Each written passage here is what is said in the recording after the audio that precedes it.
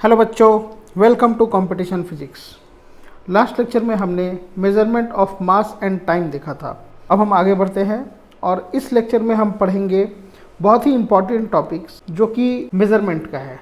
देखिए, मेज़रमेंट बहुत ही important topic है क्योंकि जो भी फिनोमिना हम पढ़ते हैं, अगर हम फिज़िक्स के बारे में पढ़ रहे हैं और उसको समझ रहे हैं तो कहीं ना कहीं उसको एक्सप्लेन करने के लिए हमको बहुत ज़रूरत होता है एक्सपेरिमेंटली उस चीज़ को एक्सप्लेन करने का, और अगर एक्सपेरिमेंटली नहीं कर पाए तो उसको थ्योरेटिकली एक्सप्लेन करने का। और measurement is the foundation of science and technology, क्योंकि मेज़रमेंट, हम कोई भी फिजिकल क्वांटिटी के बारे में बिना मेज़रमेंट के उसके बारे में जान पाना मुश्किल है। तो इसी में हम सबसे पहले देखते हैं एक्यूरेसी और प्रिसीशन के बारे में। तो देखिए, एक्यूरेसी एंड प्रिसीशन क्या होता है। Accuracy, it is the measure of how close the measured value is to the true value of the quantity.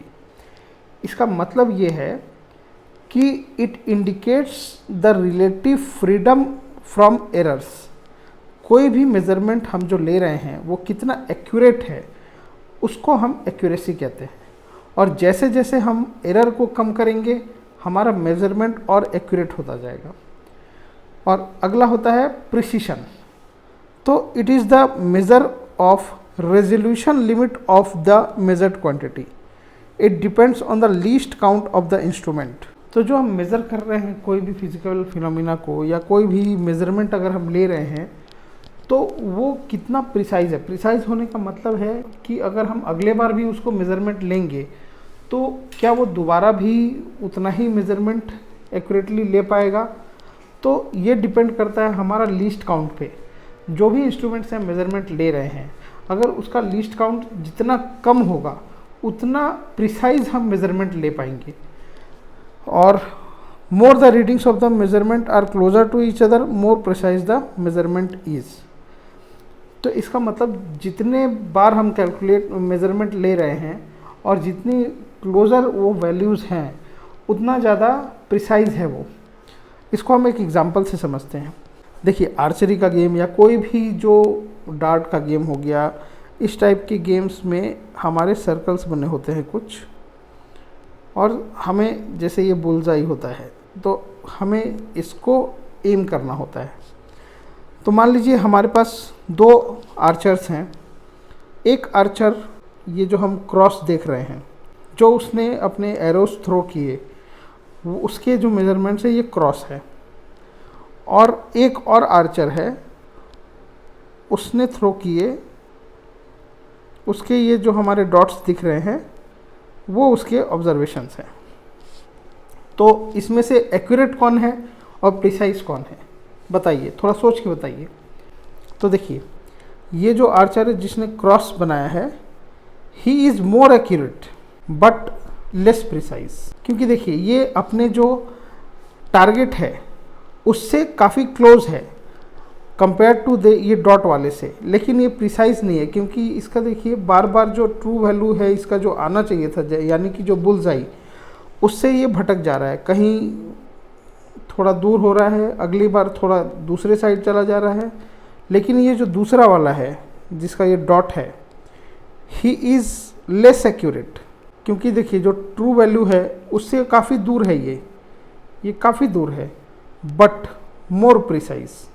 कोई भी चीज़ को अगर मेज़र करना है तो उसके लिए हमें बहुत ज़रूरी हो जाता है कि एक्यूरेट भी होना चाहिए और प्रिसाइज भी होना चाहिए। तो ये दोनों का कॉम्बिनेशन होगा तभी हमारा मेज़रमेंट अच्छा होगा। एक एग्जांपल से हम समझते हैं, ये एनसीईआरटी का एग्जांपल है। Two clocks are being tested against a standard clock located in a national laboratory. At 12 noon by the standard clock, the readings of the clock are. तो ये 12 बजे जो नून है उस समय दो क्लॉक का मेज़रमेंट लिया गया और ये एक हफ्ते तक लिया गया और ये नोट किया गया। If you are doing an experiment that requires precision, the time of interval measurements, which of the two clocks will you prefer. इसका मतलब हमसे पूछा जा रहा है कि ये दोनों क्लॉक में से अगर हमको चुनना है और जो हमारा एक्सपेरिमेंट है उसमें प्रिसीजन का इम्पोर्टेंस बहुत ज़्यादा है, तो फिर हम किस क्लॉक को प्रीफर करेंगे। तो देखिए क्लॉक 1, ये हम देख रहे हैं रेंज ऑफ वेरिएशन के बारे में, range of variation of time. तो रेंज ऑफ वेरिएशन मतलब जो क्लॉक है उसका लोएस्ट जो उसने मेज़र किया और जो हाईएस्ट टाइम मेज़र किया, दोनों के बीच में जो डिफरेंस होगा वो होगा रेंज ऑफ वेरिएशन। तो देखिए क्लॉक 1 का जो हमारा लोएस्ट टाइम है 11 आवर्स 59 मिनट्स 8 सेकेंड्स, और जो मैक्सिमम रिकॉर्डेड टाइम है वो है 12 आवर्स 1 मिनट 50 सेकेंड। तो जो रेंज आया that is 12 hours 1 minute 50 seconds minus हमारा 11 आवर्स 59 मिनट्स 8 सेकेंड्स, तो ये निकल के आता है 162 सेकेंड्स। उसी तरह क्लॉक 2 का मैक्सिमम है 10 आवर्स 15 मिनट्स एंड 24 सेकेंड्स, और इसका जो लोवेस्ट है वो है 10 आवर्स 14 मिनट्स एंड 53 सेकेंड्स। तो ये हम जब माइनस करेंगे तो ये आएगा हमारा 31 सेकेंड्स। तो हम समझ में आ रहा है कि जो हम पिछला एग्जांपल में देखे थे कि जो पास पास में मेज़रमेंट है भले ही वो टारगेट से दूर हो, लेकिन हमको यहाँ पर दिया गया है कि प्रिसाइज होना चाहिए, मतलब प्रिसीजन इम्पॉर्टेंट है।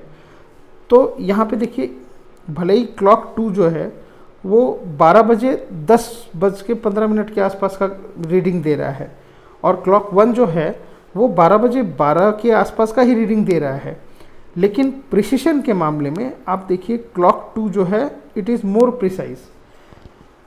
और हम ये आगे देखेंगे कि ज़ीरो एरर का एक कॉन्सेप्ट होता है। ज़ीरो एरर का मतलब होता है कि वो क्लॉक में इनहेरेंट कोई प्रॉब्लम है तो हम ज़ीरो एरर को आसानी से हम हटा सकते हैं उसका एडजस्टमेंट करके, लेकिन प्रिसीजन लिस्ट काउंट पे डिपेंड करता है, इसलिए इन दोनों क्लॉक्स में से हम क्लॉक 2 को प्रीफर करेंगे।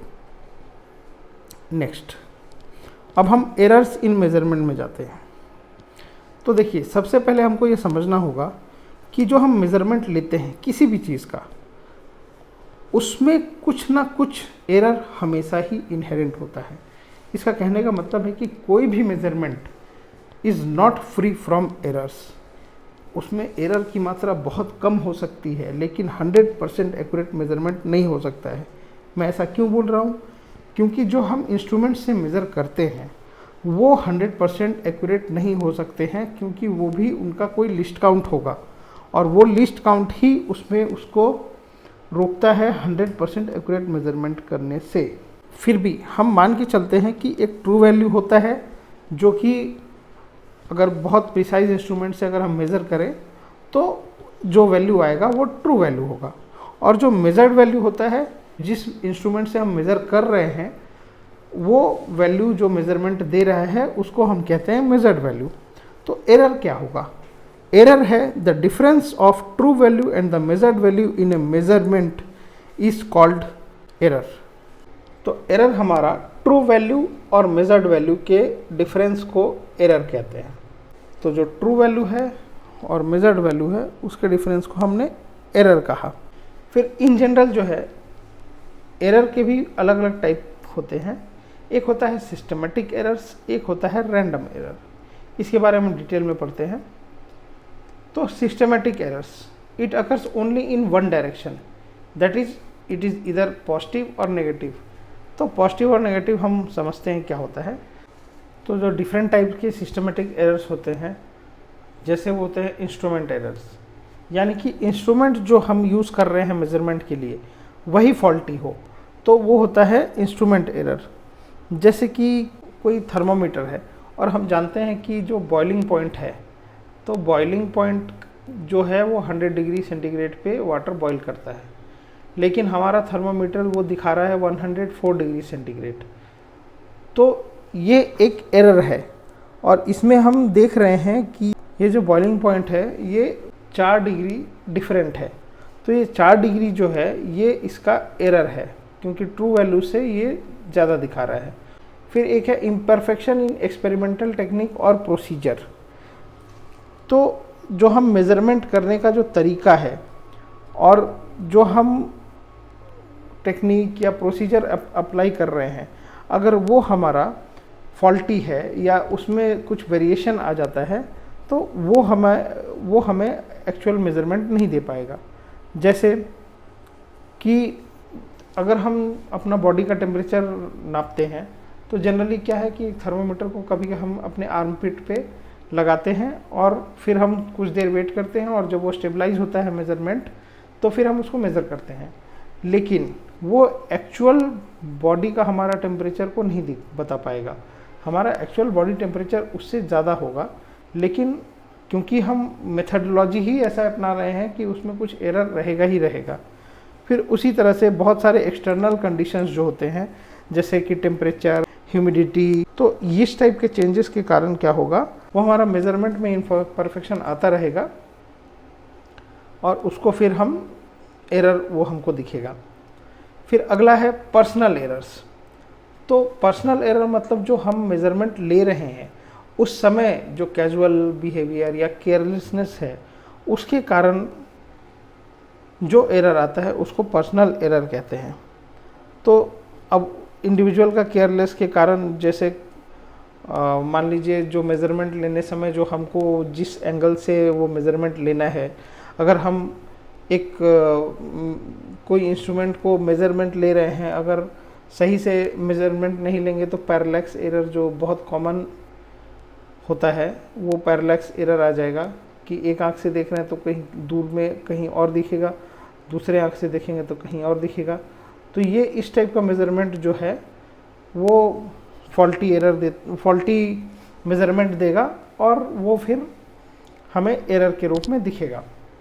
तो systematic errors can be minimised bye improving experimental techniques, selecting better instruments and removing personal bias as far as possible. For a given setup, these errors may be estimated to a certain extent and the necessary corrections may be applied to the readings.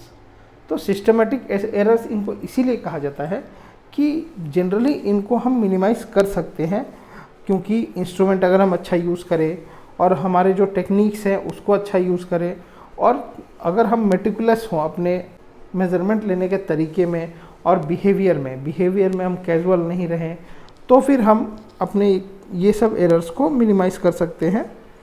इसलिए इसको systematic errors कहते हैं। फिर अगले आते हैं random errors. The errors which cannot be associated with any constant cause is called random error. तो random error, random word से ही समझ रहे हैं कि ये मतलब एवं ही आ गए हैं। एवं ही मतलब कि आप किसी भी पर्टिकुलर चीज़ पे इस एरर को पिन पॉइंट नहीं कर सकते हैं। पिन पॉइंट नहीं कर सकते हैं इसका मतलब ही होता है कि वो कहीं से भी आ जाते हैं, कहीं से भी इरप्ट हो जाते हैं और they occur irregularly and are random with respect to their sign and size. यानी कि ये पॉजिटिव भी हो सकते हैं, नेगेटिव भी हो सकते हैं। और साइज़ का मतलब कि ये ज़्यादा भी हो सकते हैं कभी एरर, कभी कम एरर भी हो सकते हैं। तो this error can randomly have any sign that is positive or negative. This error can be minimized by taking large number of readings. इसको मिनिमाइज़ करने का बस यही तरीका है कि जितने ज़्यादा से ज़्यादा आप रीडिंग ले सकें, ताकि फिर बहुत ही ज़्यादा रीडिंग्स लेंगे तो कुछ बहुत पॉजिटिव एरर्स भी आएंगे, कुछ बहुत नेगेटिव एरर्स भी आएंगे और बहुत ज़्यादा मेजरमेंट लिया रहेगा तो ये एवरेज आउट होके एक इन जनरल एक एवरेज वैल्यू देंगे जो ट्रू वैल्यू है उसके आसपास रहेगा। तो if the number of readings is increase by n times the random error decrease by n times. तो इसका वही मतलब यही है कि जितना इसको हम मेज़रमेंट लेंगे उतना ये मिनिमाइज होगा एरर। फिर एक होता है लीस्ट काउंट एरर। तो least count error is the error associated with resolution of the instrument. तो रिजोल्यूशन का मतलब ये है कि जो सबसे लीस्ट वैल्यू उस इंस्ट्रूमेंट के द्वारा लिया जा सकता है उसको हम लीस्ट काउंट कहते हैं और वही उसका रिजोल्यूशन भी होता है। तो अगर रिजोल्यूशन हमारा कम होगा यानी लीस्ट काउंट अगर कम होगा तो फिर उस मेज़रमेंट में एरर कम होगा। तो the smallest value that can be measured by a measuring instrument is called least count. All the readings और measured values are good only up to this value. अगर मान लीजिए किसी इंस्ट्रूमेंट का लीस्ट काउंट हम मेज़र कर रहे हैं 1 मीटर, तो मीटर का मेज़रमेंट तक ही उस इंस्ट्रूमेंट से मेज़रमेंट हम लेंगे तो वो सही माना जाएगा। अगर हम मिलीमीटर या सेंटीमीटर में चले जाएंगे उससे मेज़रमेंट लेने के लिए तो हम कभी भी एक्यूरेटली उसको नहीं बता पाएंगे, वो हमेशा कभी कुछ हो सकता है कभी कुछ हो सकता है। तो जो भी हम रीडिंग लेंगे वो लीस्ट काउंट तक ही एक्चुअली होल्ड करती है। अब हम देखते हैं कैलकुलेशन ऑफ एरर्स। तो कैलकुलेशन ऑफ एरर्स में जो हम मेज़रमेंट कर रहे हैं उसमें क्या, उसको कैसे क्वांटिफाई करते हैं वो हम देखते हैं। तो सबसे पहले आता है एब्सोल्यूट एरर। तो the magnitude of the difference between the individual measurements and the true value of the quantity is called absolute error of the measurement. The magnitude of the difference between the individual measurement and the true value of the quantity is called absolute error of the measurement. और इसको हम denote करते हैं delta A mod से। It is denoted by mod of delta A. अब देखिए हमें true value तो हमें पता नहीं होता है, तो in absence of any other method of knowing the true value, अगर हमें ट्रू वैल्यू नहीं पता है किसी का तो जनरली हम क्या करते हैं कि जितने मेजरमेंट लिए गए होते हैं उसका जो मीन होता है उसको हम ट्रू वैल्यू मान लेते हैं। तो मीन को हम ट्रू वैल्यू मानते हैं। यहाँ हम फिर भी लिख लेते हैं कि in the absence of other method of knowing the true value, we consider the arithmetic mean as the true value। तो जैसे हमारे मान लीजिए मेजरमेंट्स हैं A1, A2, A3, n measurements हैं AN तक, तो जो हम ट्रू वैल्यू मानेंगे वो हो जाएगा A मीन, ये हो जाएगा A1 प्लस A2, इसी तरह से AN तक जाएगा plus upon n। Delta A जो हमने अभी कैलकुलेट किया वो होगा delta A1 equal to A1 minus A mean, delta A2 equal to A2 minus A mean, इसी तरह से AN equal to AN minus A mean. तो ये हम कैलकुलेट कर लिए हैं डेल्टा ए। लेकिन एब्सोल्यूट एरर जो है इसको हम जो दर्शाते हैं वो होता है डेल्टा ए का मॉड।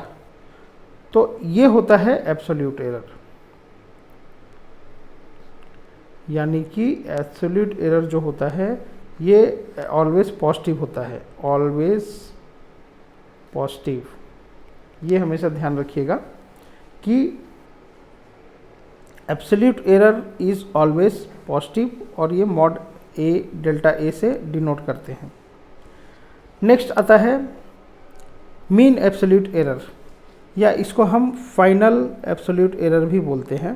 तो the arithmetic mean of all the absolute errors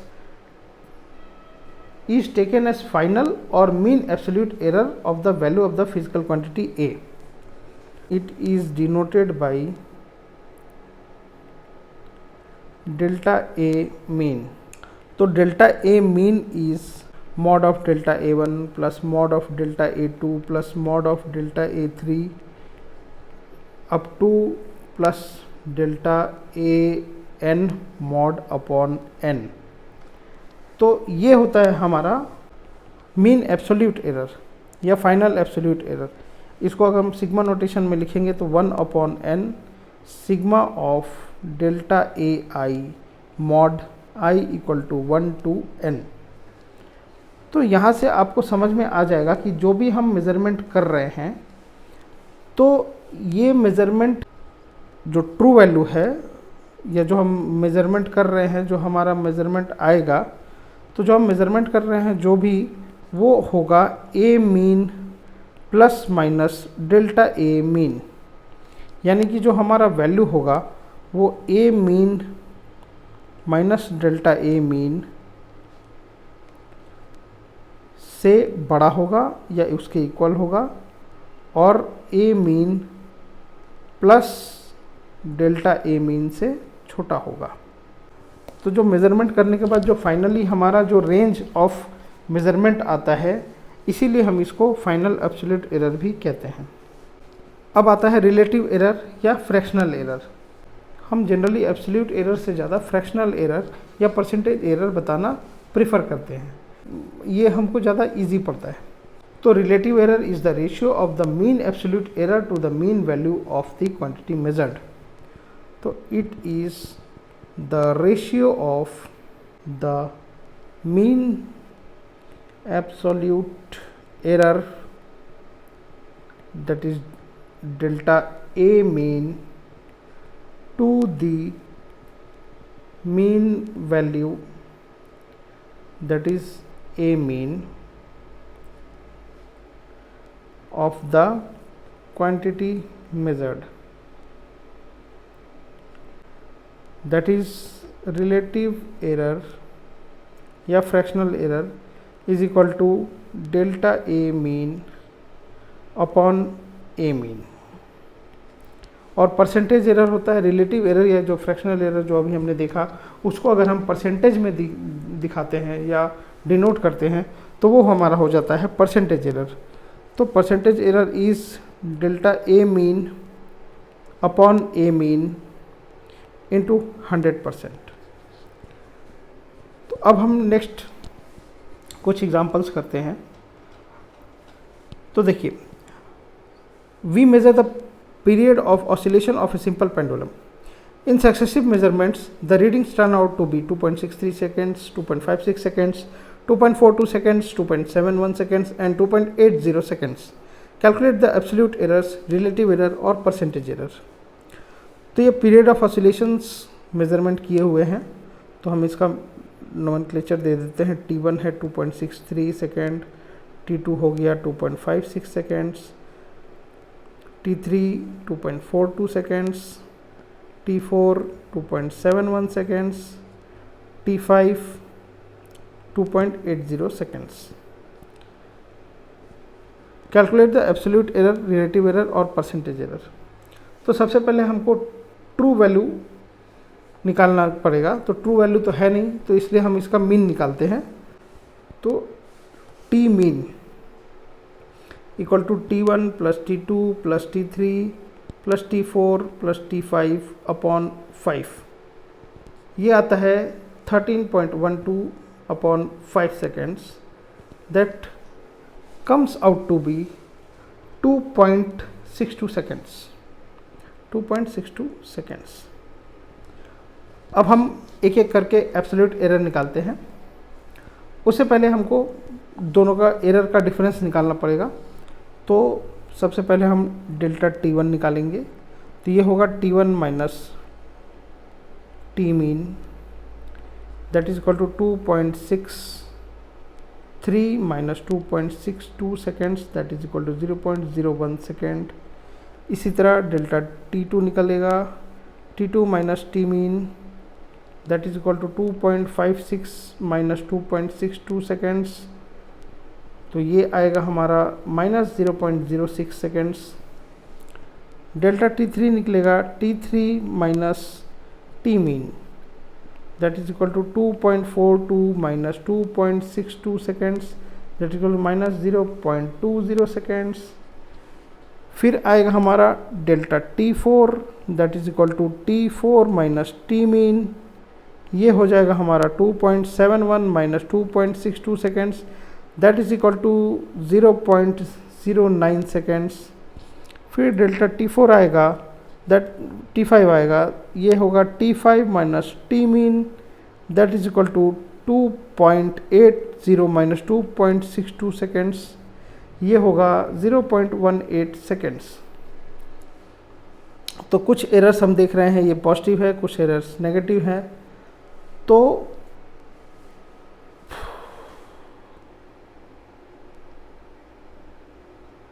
ये एरर्स है।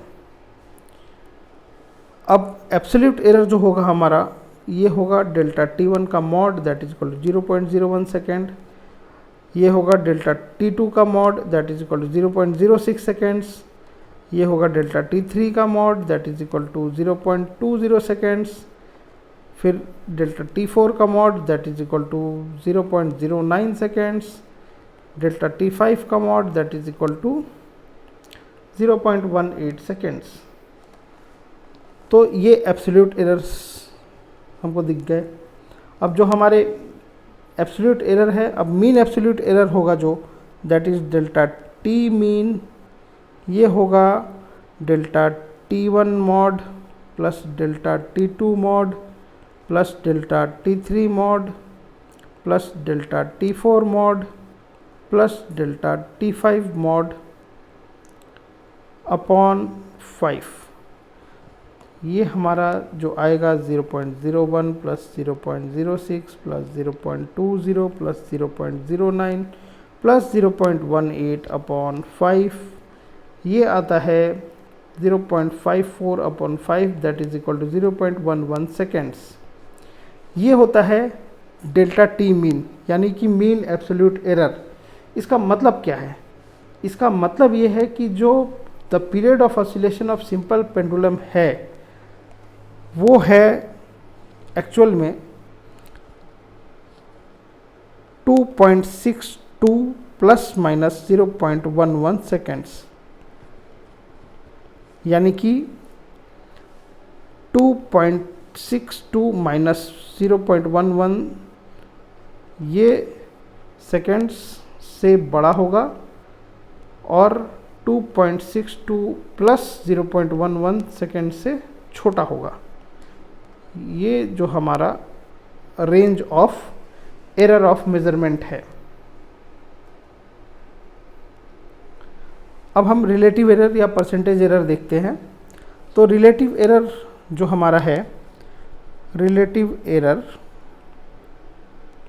दैट इज 0.11 अपॉन 2.62 इंटू 100%, ये आता है अप्रॉक्सीमेटली 4%। तो रिलेटिव एरर जो है इसका 4% आता है। अब हम देखते हैं कॉम्बिनेशन ऑफ एरर्स। तो कॉम्बिनेशन ऑफ एरर क्या होता है और ये क्यों पढ़ते हैं हम? तो कभी भी जब हम एक्सपेरिमेंट करते हैं जिसमें बहुत सारे मेजरमेंट्स होते हैं, तो बहुत सारे मेजरमेंट्स होते हैं तो उसमें बहुत तरह के एरर्स भी आएंगे। तो जो एरर्स हैं और ये मेजरमेंट्स कैसे एक दूसरे से कंबाइन होते हैं या एक साथ कैसे मेजरमेंट आपस में इफ़ेक्ट करते हैं एक दूसरे को, तो उसको हम कहते हैं कॉम्बिनेशन ऑफ एरर्स। तो उसको समझने के लिए हमको देखना पड़ेगा कॉम्बिनेशन ऑफ एरर्स।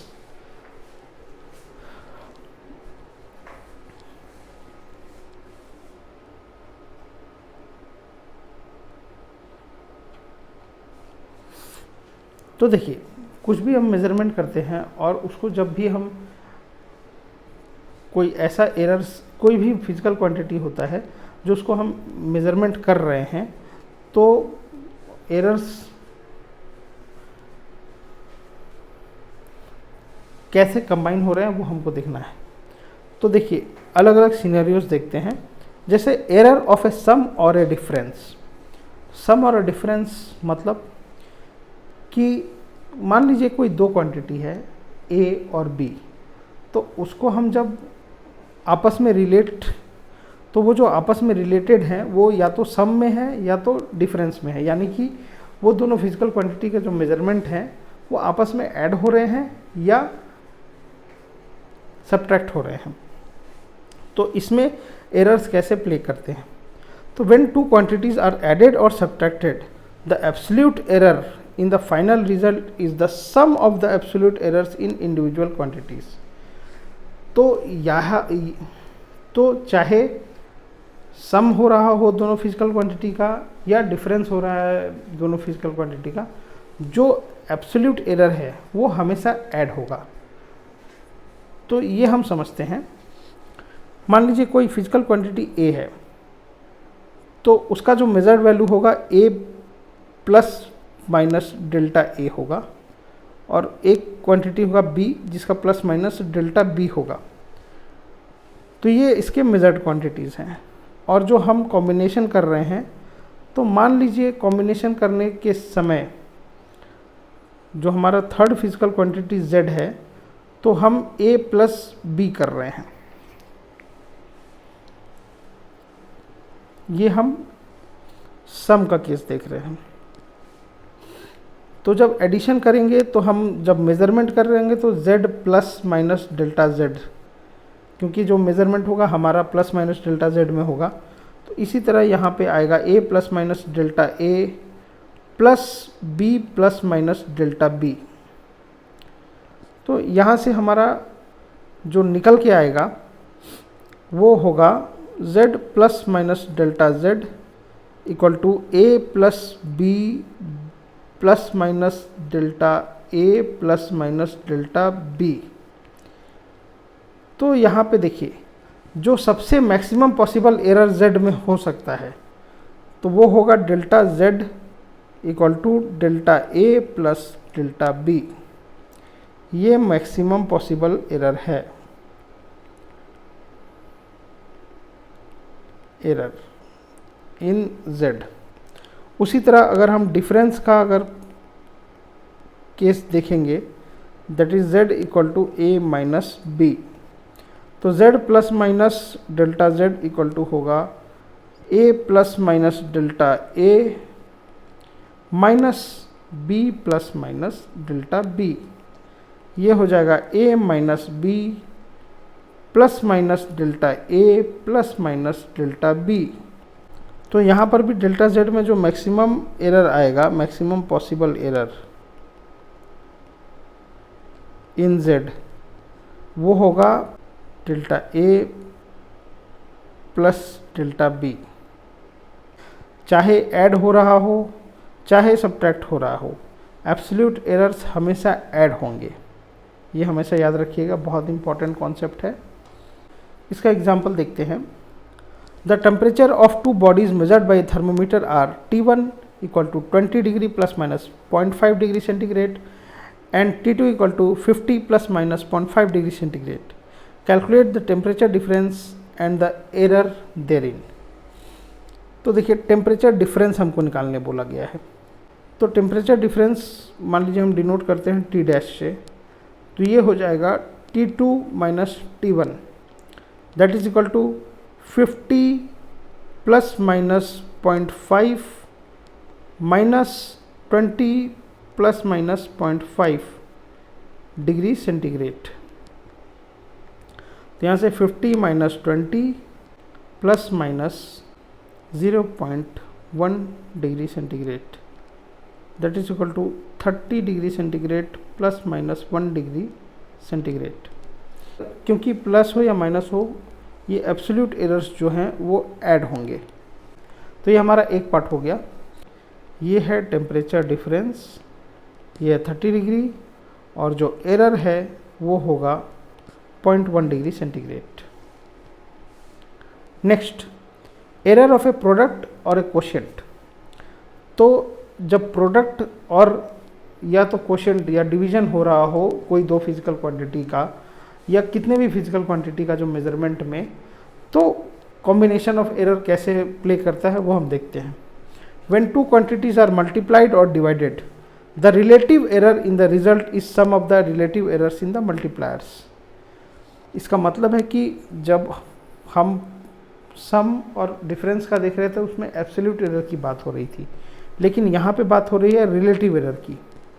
तो कभी भी जब दो क्वांटिटी मल्टीप्लाई होता है या डिवाइड होता है तो उसका जो रिजल्टेंट होता है, तो उसका जो रिलेटिव एरर होता है that is the sum of the relative errors in the multipliers और डिवाइडेड क्वांटिटीज़। मान लो z हमारा है a इंटू बी, तो मेजर्ड वैल्यू ऑफ a और b हम यहाँ पे मान के चलते हैं a plus minus delta a है और b plus minus delta b है।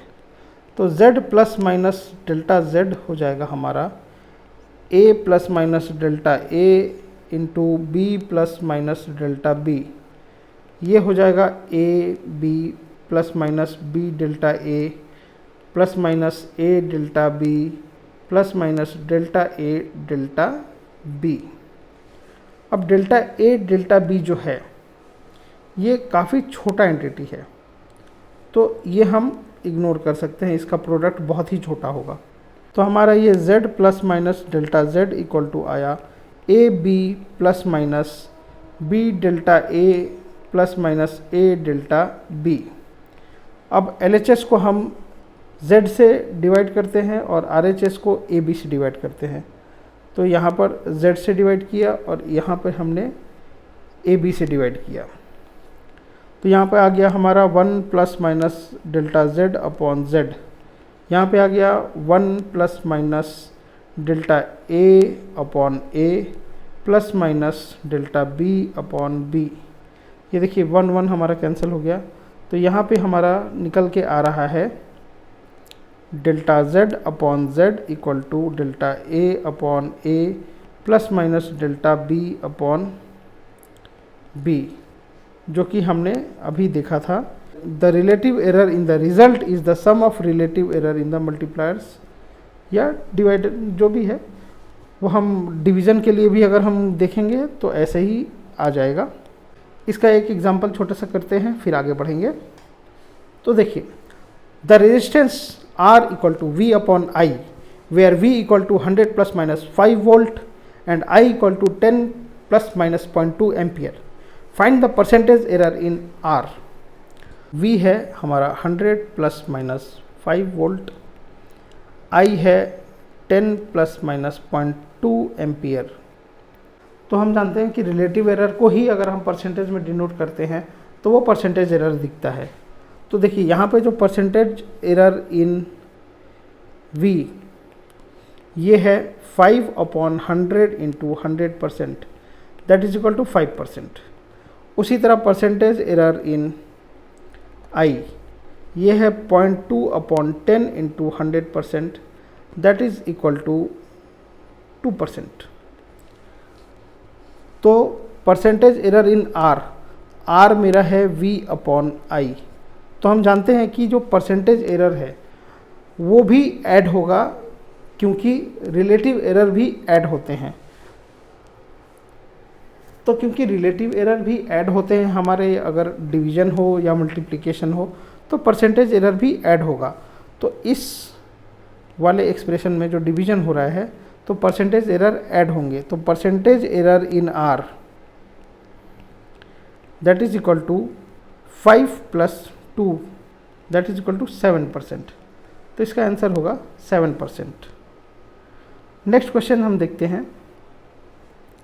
To resistors of resistances R1 equal to 100 plus minus 3 ohm and R2 equal to 200 plus minus 4 ohm are connected A in series, B in parallel.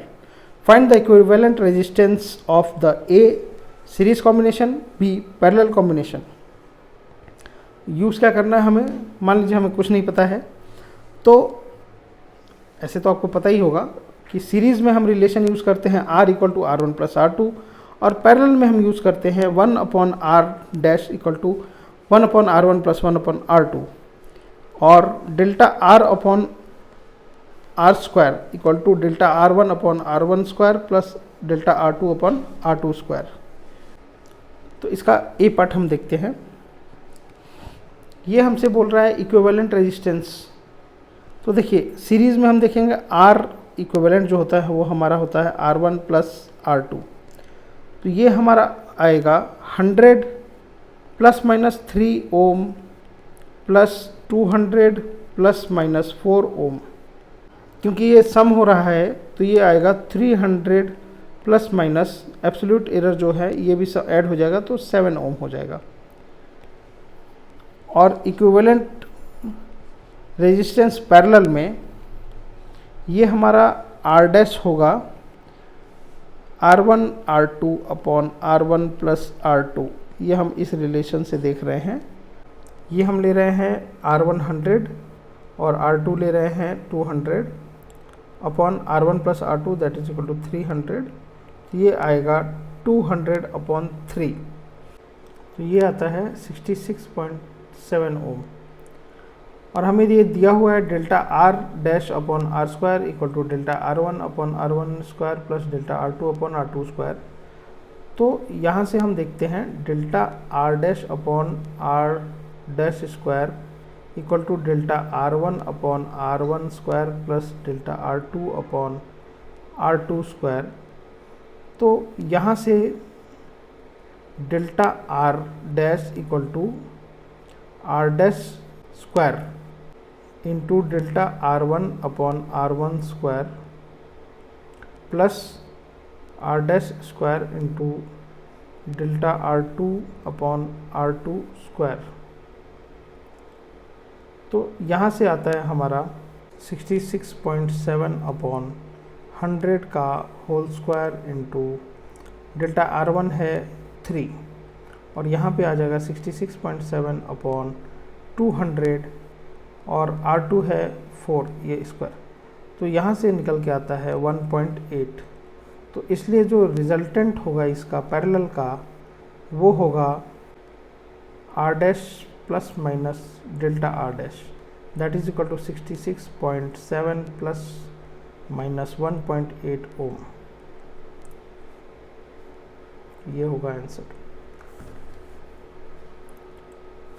Next होता है error in the case of a measured quantity raise to the power.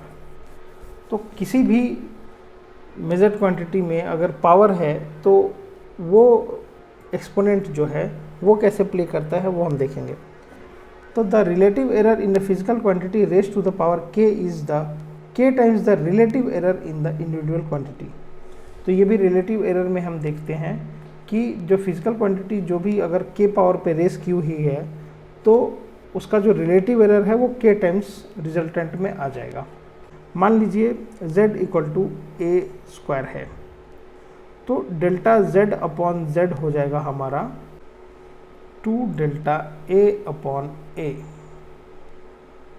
तो in general हम अगर z equal to a to the power p b to the power q upon c to the power r है तो delta z upon z होगा मेरा p delta a upon a plus q delta b upon b plus r delta c upon c। तो ये एक generalised format है। इसका एक एग्जांपल देखते हैं। Find the relative error in z if z equal to a to the power 4 b to the power 1/3 c upon c and upon d to the power 3/2। तो relative error जो होगा delta z upon z होगा that will be 4 delta a upon a plus 1 upon 3 delta b upon b plus delta c upon c plus 3 upon 2 delta d upon d। ये मेरा answer आएगा। Next एक और example करते हैं। The period of oscillation of a simple pendulum is t equal to 2 pi root over l upon g। Measured value of l is 20 centimetre known to 1 mm accuracy and time for 100 oscillations of the pendulum is found to be 90 seconds using a wristwatch of 1 second resolution. What is the accuracy in the determination of g? तो हम देख रहे हैं t equal to 2 pi root over l upon g है। तो यहाँ से अगर हम g निकलता है that is equal to 4 pi square l upon t square. तो अगर हमको g का एक्यूरेसी जानना है, ये देखिए 4 पाई स्क्वायर कांस्टेंट है तो यहाँ से डेल्टा g अपॉन g आएगा delta l upon l plus 2 delta t upon t। तो यहाँ पर डेल्टा l अपॉन l, तो l का देखिए डेल्टा जो है वो यहाँ पे हम delta l is 1 mm accuracy. तो डेल्टा l है हमारा 0.1 सेंटीमीटर, l है 20 सेंटीमीटर, t है डेल्टा t है 1 सेकेंड, t है 90 सेकेंड्स। तो यहाँ पे डेल्टा g और ये सारे वैल्यूज़ हम यहाँ पुटअप करेंगे। ये होगा 0.1 अपॉन 20 प्लस 2 इंटू 1 अपॉन 90। ये हमारा मेज़र होके आता है 0.027। तो परसेंटेज एरर जो होगा वो होगा delta G upon G into 100%, that is equal to 0.027 into 100%, ये आता है अप्रॉक्सीमेटली 2.7% आंसर। तो हमने आज एक्यूरेसी, प्रिसीशन और एरर्स के बारे में देखा और एरर्स का मेज़रमेंट कैसे करते हैं, कितने टाइप के एरर्स होते हैं और उसके कॉम्बिनेशंस के बारे में भी देखा। नेक्स्ट लेक्चर में हम सिग्निफिकेंट फिगर्स के बारे में पढ़ेंगे। Do like and subscribe competition physics.